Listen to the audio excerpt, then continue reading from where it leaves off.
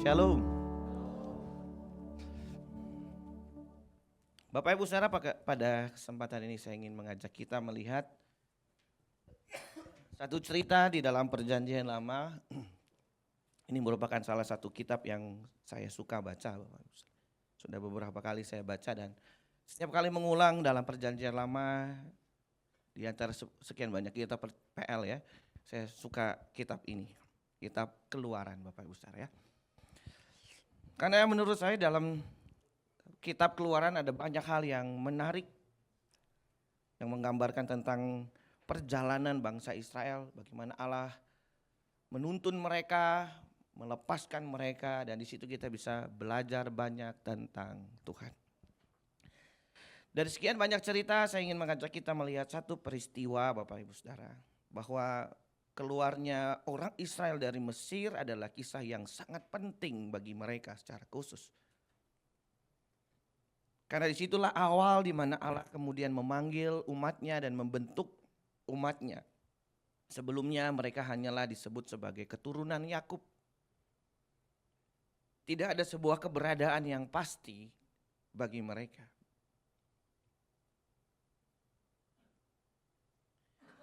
Ketika bangsa Israel keluar dari Mesir, ada satu cerita yang menarik selain tulah. Bapak Ibu Saudara tentu tahu cerita tulah, ada 10 tulah, bagaimana orang Israel keluar dari Mesir. Tetapi yang setelah peristiwa itu adalah kisah di mana Israel ada di Laut Tebrau. Anak-anak sekolah minggu menggambarkan lagu ini, cerita ini dengan sebuah lagu. Saya lupa waktu itu lagu sekolah minggunya kayak gimana. Tapi kira-kira Belalah laut Musa berjalan di atas tanah kering. Itu depannya gimana? Maklum ya Bapak, kita kan udah gak sekolah minggu lagi. Ya begitulah lagunya. Oh ya, bagaimana caramu? Oh ini ada guru sekolah minggu, tolong dong. Langsung. Ya, menyeberangi laut Kolsom ya, laut Tebrau ya Bapak Ibu Saudara. Nah jadi setelah mereka keluar dari Mesir, Allah menuntun mereka melalui satu rute perjalanan sebenarnya yang cukup panjang. Nah ini ada satu peristiwa yang menarik di situ yang bisa Bapak Ibu Saudara pelajari, sama-sama kita pelajari dan kita memaknai dalam kehidupan. Tolong dibukakan bagi saya Keluaran pasal yang ke-13 ayat yang ke-17 bagian yang A. Keluaran pasal yang ke-13 ayat yang ke-17. Kita baca bagian yang A ya. Setelah Firaun membiarkan bangsa itu pergi, perhatikan ini, Allah tidak menuntun mereka melalui jalan ke negeri orang Filistin. Walaupun jalan ini yang paling dekat. Sebab firman Allah, jangan-jangan bangsa itu menyesal apabila menghadapi peperangan sehingga mereka kembali ke Mesir. Bapak Ibu Saudara, bagian yang A ini menarik. Setelah Firaun membiarkan bangsa itu pergi, Allah tidak menuntun mereka melalui jalan ke negeri orang Filistin, walaupun jalan ini yang paling dekat. Bapak Ibu Saudara, ada satu rute ternyata yang membuat bangsa Israel bisa sampai ke negeri Kanaan dengan cepat. Nah itu lewat tanah orang Filistin. Tetapi yang menarik di dalam ayat tadi Bapak Ibu Saudara, tolong tampilkan saja ya. Ayat tadi di situ dikatakan bahwa Allah yang tidak menuntun mereka melalui jalan itu. Allah tidak membawa mereka kepada jalan itu, tapi Allah mengajak mereka ke jalan yang lain. Jalan yang lebih panjang. Dan kalau Bapak Ibu Saudara baca ceritanya, justru jalan yang dibawa oleh Allah adalah jalan buntu. Jalan di mana orang Israel berhadapan dengan laut. Bukan dengan jalan yang rata, tapi jalan buntu. Kok depannya laut? Kan kita nggak bisa lewat. Dan inilah yang seringkali jadi persoalan. Bagaimana Bapak Ibu Saudara bisa tentunya bertanya, saya juga pun bertanya kenapa Allah nggak suruh orang Israel lewat jalan ini ya, kenapa mesti lewat jalan buntu ya? Kadang-kadang hal ini menjadi satu pertanyaan besar bagi kita, kenapa Allah membiarkan situasi atau jalan buntu itu kok dibiarkan ada, bahkan menuntun orang Israel bukan ke jalan yang harusnya rata, harusnya baik, tetapi kok malah diperhadapkan dengan jalan buntu, Bapak Ibu Saudara.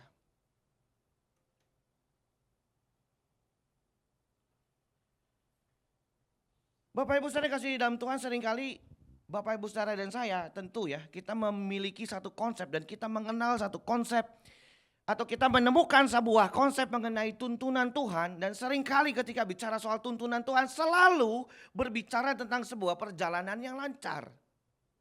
Keadaannya baik, situasi yang aman, situasi yang indah-indah. Benar kan ya? Seringkali Bapak Ibu Saudara kita mengerti atau kita seringkali dapat mudah mengatakan bahwa ketika segala sesuatu berjalan yang lancar dengan baik, oh inilah jalan Tuhan selalu mulus dan lain sebagainya. Saya ngomong-ngomong hal ini tidak sepenuhnya salah. Karena memang Tuhan juga ingin menuntun Bapak Ibu Saudara dalam keadaan yang baik. Boleh pinjam tisu enggak Bapak Ibu Saudara? Ya, cuma 2 hal yang bikin saya keringetan. 1 makan. Tadi saya udah makan di luar. Yang kedua ini khotbah. Ya. Entah kenapa nih keringat saya keluar terus dari tadi pagi. Saya keringetan Bapak Ibu Saudara. Saya nyari selampe, tahu selampe Bapak Saudara? Sapu tangan ya. Cuman karena udah nggak pernah ada ya, jadi saya cari-cari nggak ketemu tadi pagi ya. Ya udahlah, saya pikir nanti ngandelin tisu gereja aja lah. Ya. Biasanya saya bawa tas, ini kali ini nggak bawa. Biasanya di tas saya selalu ada selampe Bapak Ibu Saudara. Handuk kecil. Seringkali kita menemukan konsep yang demikian yang tidak sepenuhnya salah, karena memang Allah juga menuntun kita kepada hal yang demikian.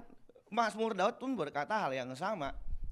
Dia membaringkan aku di padang yang berumput hijau dan lain sebagainya. Oh tidak salah, Allah memang bisa membawa Bapak Ibu Saudara masuk dalam perjalanan yang memang baik. Akan tetapi Bapak Ibu Saudara, kalau kita mau melihat hal ini, ternyata tuntunan Tuhan tidak hanya sebatas bicara soal keadaan yang baik. Kalau hanya sebatas itu, maka pemahaman kita tentang bagaimana Allah menuntun hidup Bapak Ibu Saudara belum lengkap. Kenapa? Karena kisah Laut Tebrau memberikan satu dimensi dan gambaran yang baru, bahwa Allah tidak hanya membawa Bapak Ibu Saudara kepada jalan-jalan yang baik, tetapi juga Allah bisa saja membawa Bapak Ibu Saudara kepada jalan-jalan yang bahkan jalan itu adalah jalan yang buntu. Saya yakin Bapak Ibu Saudara pada merengut. Andres ini udah mulai aneh-aneh khotbahnya. Masa Tuhan bawa kita ke jalan yang buntu? Tapi memang ceritanya begitu. Mereka ada di antara laut yang luas Bapak Ibu Saudara. Dan yang luar biasa adalah bukan hanya jalan buntu yang dihadapi. Tapi Bapak Ibu Saudara baca ceritanya, orang Israel yang marah, orang Mesir yang marah itu kejar mereka dari belakang. Jadi Israel ada di depan jalan buntu, depannya laut.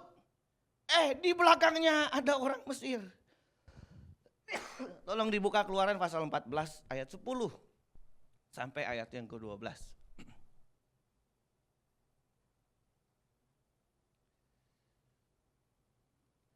Ketika Firaun telah dekat, orang Israel menoleh.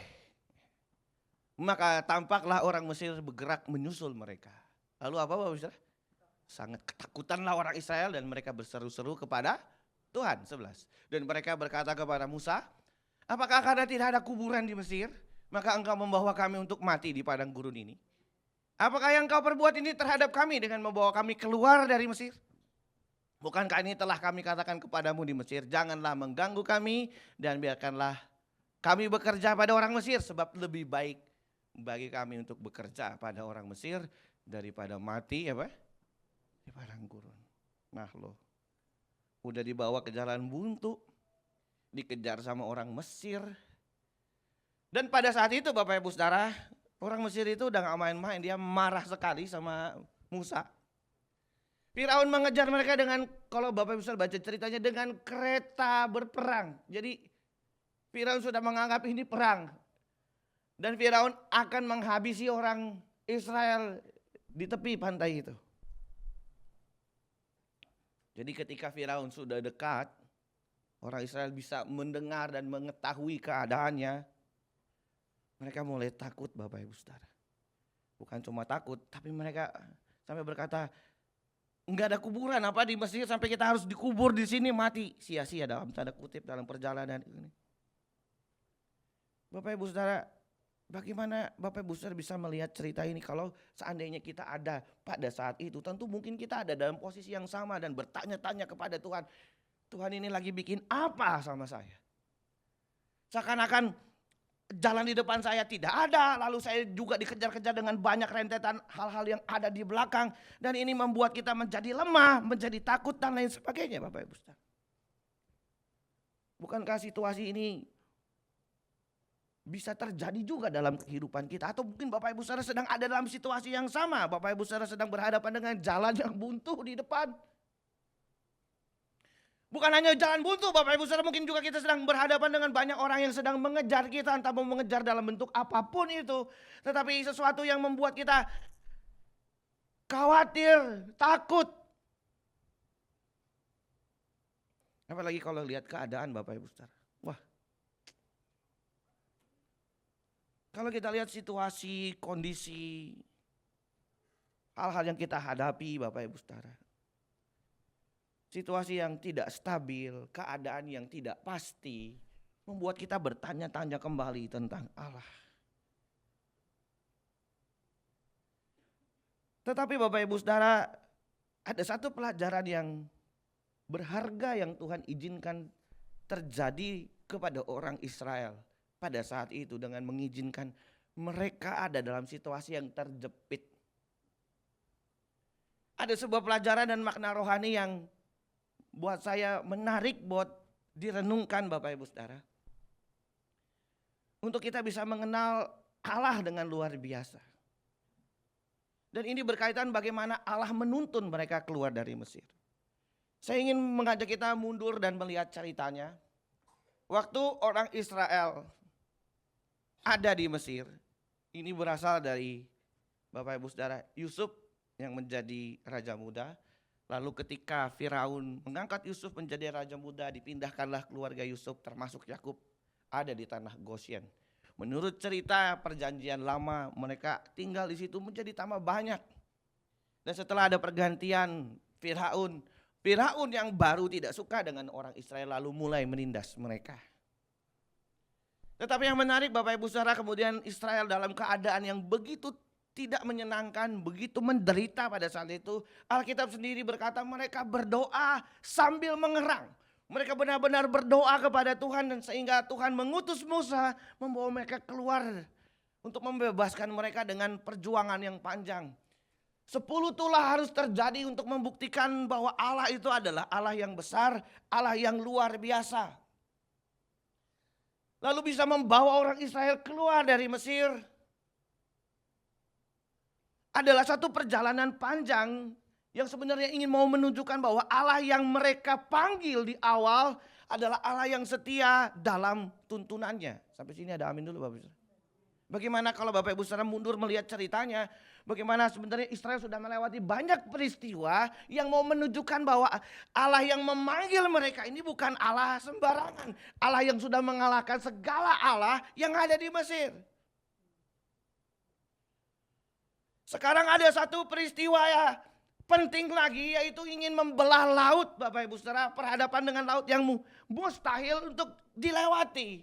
Tetapi Allah mengizinkan mereka ada di sana.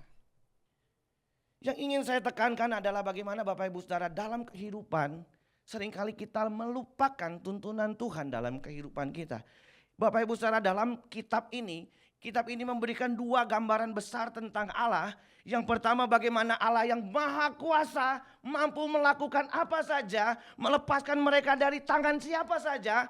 Tetapi yang kedua adalah Allah yang menuntun perjalanan mereka sampai kepada tujuan. Perjalanan orang Israel itu membuktikan Allah setia dalam tuntunannya terhadap umatnya. Amin Bapak Ibu Saudara. Masalahnya adalah seringkali kita hanya bisa melihat tuntunan Tuhan dalam keadaan baik. Jadi letak masalahnya adalah bukan situasi, tetapi adalah bagaimana Bapak Ibu Saudara dan saya melihat tuntunan Allah dalam segala situasi. Sampai sini ada amin Bapak Ibu. Dalam keadaan baik ada Allah, yes. Dalam keadaan buruk Allah pun tetap menuntun Bapak Ibu Saudara. Amin kan nih Bapak Ibu Saudara? Peristiwa ini ingin mau menunjukkan hal yang sama. Allah ingin menunjukkan bahwa dalam keadaan yang baik Allah itu ada. Memang seringkali begitu Bapak Ibu Saudara, kita kalau keadaan baik-baik kita gampang melihat ini tangan Tuhan. Bagaimana dengan yang buruk? Masalahnya ini bukan situasinya, tetapi Allahnya yang setia menuntun keadaan. Bapak Ibu Saudara, saya ingin mengajak Bapak Ibu Saudara untuk merenungkan dan berpikir sejenak. Bahwa ternyata, maaf bukan apa-apa. Tidak semua situasi baik juga ada Allahnya.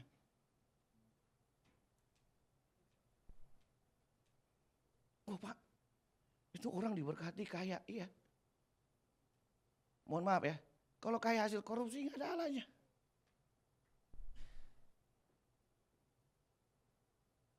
Wah Pak, ini orang lagi sial.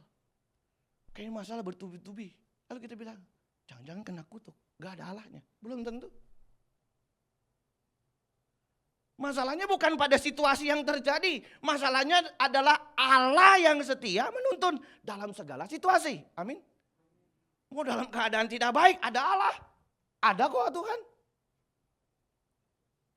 Bapak Ibu Saudara, saya ingin mengajak Bapak Ibu Saudara untuk melihat segala sesuatu yang terjadi dalam kehidupan kita. Bahwa Allah tetap akan ada di sana menuntun Bapak Ibu Saudara dan saya.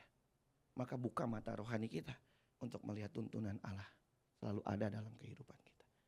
Jangan menganggap keadaan buruk adalah satu situasi yang sial, satu situasi yang kutuk, satu situasi yang tidak baik terjadi. Oke, tetapi bagaimana kalau kita melihat bahwa di situ ada Allah juga yang berperan memegang tangan Bapak Ibu Saudara.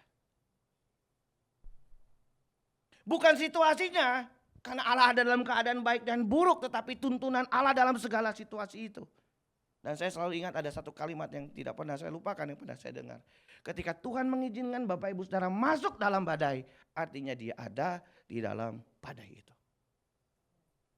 Tuhan tidak mungkin membawa Bapak Ibu Saudara kepada satu situasi yang tanpa ada dia. Amin. Coba diendapkan dulu dong. Tuhan itu tidak akan pernah membawa Bapak Ibu Saudara pada situasi di mana tidak ada dia. Artinya segala situasi, bahkan keadaan terburuk pun dalam kehidupanmu, tetap ada Tuhan di sana. Dari deh, biasa habis ngomong nyanyi dulu, biar meresap. Tensinya udah tinggi soalnya. Dari deh.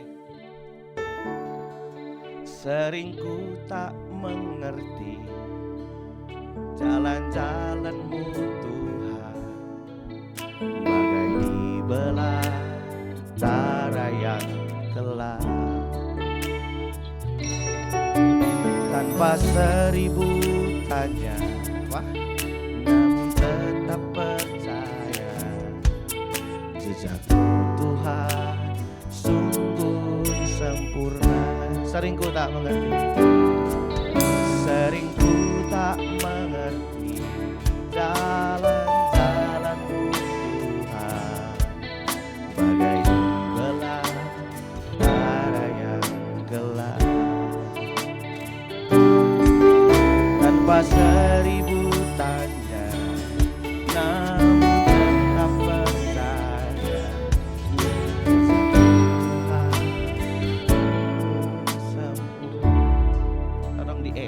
naikin satu ya. Soalnya udah makan bacang Bapak Ibu. Kuat nyanyi. Ntar aja ntar. Saya mau cerita dulu sedikit boleh gak? Kisah lagu ini. Ini lagu ada kisahnya loh Bapak Ibu. Lagu inilah yang mempertemukan saya dengan Rani. Mau tahu gak ceritanya? Mau tahu gak? Mau tahu banget atau mau tahu aja nih? Ini intermezzo sedikit iklan. Tapi emang nih lagu ini sangat berkesan ya. Kenapa Bapak Ibu?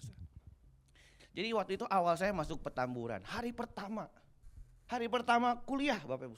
Masuk sekolah teologi. Jadi saya gak kenal teman-teman. Orang hari pertama. Dan waktu itu dibagi dua nih, sebelah kiri laki-laki, sebelah kanan perempuan. Jadi duduknya dipisah. Lalu hari pertama itu yang ngajar selalu rektor, waktu itu kan Pak Eras. Pakai apa nih? Pakai absennya masih kertas. Joko, enggak ada teman saya nama Joko ya, pokoknya. Nah, kamu dari mana? Ditanya-tanya gitu. Lalu saya Bapak Saudara, Andres Yosua. Waktu itu nggak ada nama Cahyadinya di belakang Bapak Saudara. Emang nama saya nggak ada Cahyadinya di belakang, entah nggak tahu kenapa. Saya bingung loh, Has itu ada Cahyadinya. Iskia ada Cahyadinya. Saya tidak ada. Saya sampai cek di akte lahir, nggak ada juga. Tolonglah ya. Maksudnya apa itu? Apa sudah tidak dicoret, apa dicoret dari kakak ini? Jadi saya nggak ada Cahyadi. Begitu harus Yosua saya berdiri kan kita udah tahu Bapak Ibu, saya suka main di rumah Pak Eras dulu waktu kecil. Dia tahu saya pelayanan. Nah, waktu itu Pak Eras tuh baru karang lagu ini tahun 2005 ini lagu. Jadi semua mahasiswa diajarin, saya disuruh nyanyilah lagu itu. Terus saya nyanyi lagu itu, tapi kata Pak Eras, kamu lebih cocok main keyboard daripada nyanyi katanya. Soalnya waktu itu suara saya kan, Bapak Ibu tahu lah suara saya. Juara 3 sekecamatan loh. Waktu itu kecil, sekarang mah udah enggak. Ya saudara ya, justru kalau saya nyanyi saya membangun reaksi kimia di perut Bapak Ibu saudara ya. Saya mules. Terus setelah saya itu Rani. Kamu dari mana? Terus dia suruh nyanyi. Wah, suara kamu bagus katanya. Lalu ini ada kalimat begini, Andris, kamu jangan deket-deket sama Pusparani. Gitu. Dia nggak tahu ternyata kawin. Ya. Jadi saya kalau ceritanya di Kopares dia ketawa juga, dia bilang iya waktu itu ya, saya udah tahu kamu pacaran sama dia kata gitu. Bakalan jadi ya. Jadi itulah kisah. Jadi setiap kali lagu ini saya mengingat masa-masa asmara bersemi di asrama. Tapi begini Bapak Ibu Saudara, saya juga ada dalam situasi yang sama. Situasi-situasi sulit yang saya hadapi. Sampai satu ketika dalam doa pribadi saya, Bapak Ibu Saudara, waktu saya berkata Tuhan, banyak hal yang mesti saya lewati ini. Dan sepertinya sulit dalam arti kata begini, Bapak Ibu Saudara, ada banyak hal yang mau dikerjakan ke depan dan kelihatannya, aduh ini kalau pakai istilah banyak kerjaan lah gitu Bapak Ibu Saudara, aduh pusing juga kepala saya. Tuntutan apalagi dalam dunia pendidikan. Sekarang Bapak Ibu Saudara regulasinya berubah. Peraturan menteri yang baru ini mengubah hampir semua hal yang ada dalam institusi Bapak Ibu Saudara. Waduh, itu ngebenerinnya ngejelimet Bapak Ibu Saudara. Belum masalah-masalah yang lain. Sampai satu saat saya berkata, aduh Tuhan, ini nggak habis-habis apa? Kerjaan terus hal-hal yang belum lagi masalah-masalah lain, masalah dalam pelayanan, masalah dalam kehidupan sehari, banyak hal yang mengejar seakan-akan kita harus selesaikan. Dan ada dalam satu posisi kita bisa dalam keadaan bertanya-tanya tentang Tuhan dan Tuhan ini mau bawa kita kemana. Lalu Bapak Ibu Saudara, di dalam perenungan saya muncullah lagu ini. Coba nyanyi lagi dong dari kali ini, tolong dibantulah ya Bapak Ibu Saudara. Saya nyanyi aja biasa itu. Dalam doa saya nyanyi. Sering ku tak mengerti jalan-jalan-Mu Tuhan, bagai di belantara yang gelap. Tanpa seribu tanya, namun tetap percaya jejakku Tuhan sungguh sempurna. Ajarku memahami semua yang Kau ingini, agar hidupku puaskan hatiku. Bagimu aku rela sepenuh hati menghamba, serahkan diri genapi karya-Mu. Jadi tanpa disadari saya nyanyi lagu itu Bapak Ibu Saudara, dan muncul satu kekuatan dalam hati saya dan mengingatkan saya tentang panggilan Allah dalam kehidupan saya dengan berkata, aku yang memanggil kamu Andris. Coba lihat ke belakang. Coba lihat ke belakang. Sudah sejauh ini kamu berjalan sama aku. Ada sesuatu yang tidak bisa dilewati. Wow. Sama seperti Israel. Bapak Ibu Saudara tahukah bahwa peristiwa ini ingin mau mengingatkan Israel, Allah yang membawa mereka itu sudah melakukan perkara-perkara yang ajaib. Tadi lagu kita udah berkali-kali dia lihat. Berkali-kali lihat pertolongan. Berkali-kali lihat tuntunan Tuhan bagi mereka. Mereka berdoa, Tuhan jawab. Menghadapi Firaun yang mengeraskan hati, Tuhan lawan Firaun dengan kekuatannya. Lewat 10 tulah. Kali ini mereka diperhadapkan hanya dengan laut. Seakan-akan ingin mengingatkan dan menunjukkan kembali bahwa kalau dulu bisa ditolong, masa laut tidak bisa dibelah. Masalahnya bukan kondisi, bagaimana mempercayai Allah dalam situasi yang berat sekalipun, bahwa dia tetap menuntun Bapak Ibu Saudara dan hadir dalam hidup Bapak Ibu Saudara. Amin kan nih? Bapak Ibu Saudara, kita diajak untuk melihat Allah secara lengkap, bahwa dia ada dalam masa-masa sulit Bapak Ibu Saudara. Bukan hanya ketika Bapak Ibu Saudara ada dalam keadaan-keadaan yang baik saja, tetapi Allah hadir dalam keadaan-keadaan yang sulit dan mengajak kita untuk menunjukkan betapa luar biasanya Allah itu dalam hidup kita. Bapak Ibu Saudara yang kasih dalam Tuhan. Tuntunan Tuhan itu kepada orang Israel dengan mengizinkan mereka ada di dalam peristiwa itu. Ingin membuka mata mereka dan menunjukkan kemuliaan Allah. Keluaran 14 tadi ayat yang ke-17 sampai 18 boleh ditampilkan. 5 menit lagi ya Bapak Ibu Saudara.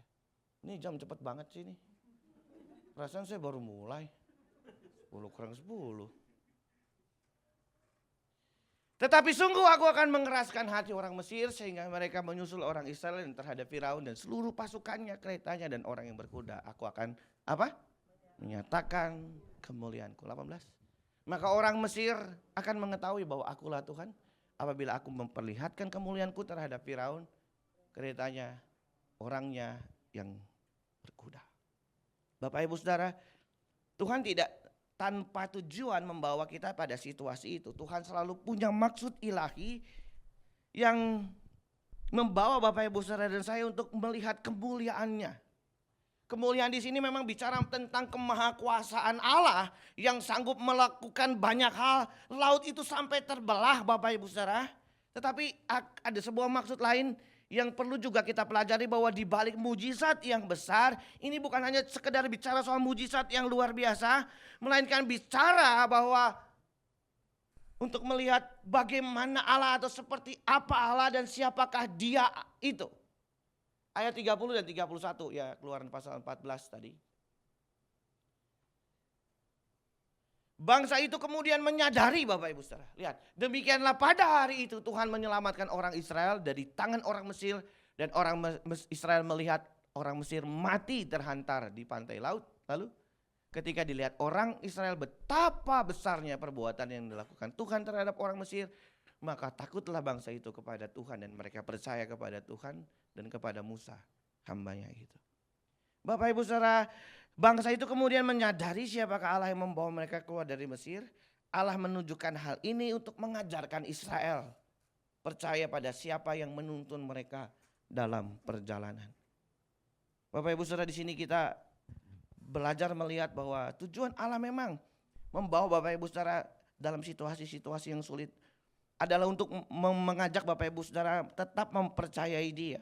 Di balik keadaan yang sukar, dia ingin menunjukkan kemuliaannya. Dan bukan saja perkara mujizat yang besar yang Bapak Ibu Saudara lihat, tetapi di balik perkara besar ini Tuhan mau Bapak Ibu Saudara mempercayai dia, mempercayai tuntunannya, bahwa Allah yang menuntun Bapak Ibu Saudara bukanlah Allah sembarangan, bukan Allah yang bisa dikalahkan oleh keadaan. Allah yang menuntun Bapak Ibu Saudara adalah Allah yang besar. Allah yang berkuasa, yang sanggup menolong kehidupan Bapak Ibu Saudara. Bapak Ibu Saudara diajarkan situasi-situasi yang sulit untuk mendewasakan Bapak Ibu Saudara, sehingga Bapak Ibu Saudara mampu melihat berkat ilahi dan kemuliaan Tuhan di dalamnya. Amin Bapak Ibu Saudara. Siapa Allah yang Bapak Ibu Saudara sembah adalah sesuatu yang sangat penting. Mengenal Tuhan dengan benar, dengan lengkap adalah sesuatu yang menurut saya penting untuk membuat Bapak Ibu Saudara yakin melewati hari-hari Bapak Ibu Saudara. Israel, sekali lagi Israel diberikan satu gambaran siapa Allah yang menuntun mereka.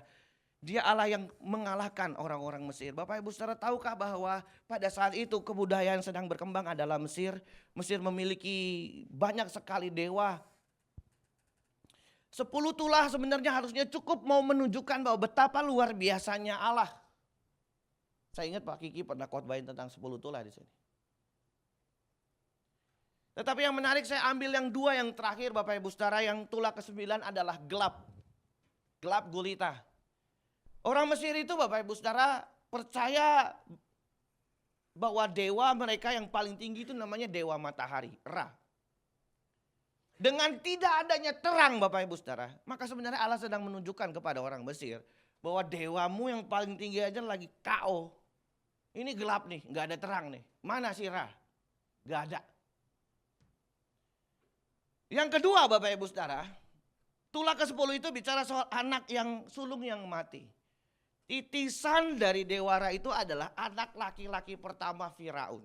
Jadi semua anak laki-laki pertama Firaun itu pasti matinya akan jadi dewa matahari. Dia mewakili Ra ada di bumi. Yang menarik Bapak Ibu saudara, Allah ingin memberikan gambaran buat mereka. Nih bapaknya aja gue bunuh, anaknya juga gue kalahin. Gak ada dewa-dewa lain yang lebih besar daripada saya.